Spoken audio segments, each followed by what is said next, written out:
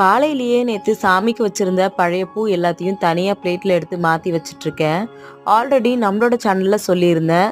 சாமிக்கு வைக்கிற இந்த பூவெல்லாம் எடுத்து சாம்பிராணி ரெடி பண்றதுக்காக எடுத்து காய வச்சிருக்கேன் அப்படின்னு சொல்லிட்டு. நம்மளுடைய சப்ஸ்கிரைபர்ஸ் அக்கா எப்போதான் நீங்க சாம்பிராணி வீடியோ போடுவீங்க? நாங்க உங்களுக்காக வெயிட் பண்ணிட்டு இருக்கோம் அப்படின்னு சொல்லி கமெண்ட் பண்ணிட்டே இருக்கீங்க. நான் ஆல்ரெடி கொஞ்சம் பூ எடுத்து அதை காய வச்சிருக்கேன். புது பூ எல்லாத்தையும் தனியா இந்த மாதிரி ஒரு பிளேட்ல மாத்தி வச்சிருக்கேன். நான் ஒரு சின்ன மிஸ்டேக் பண்ணிட்டேன்.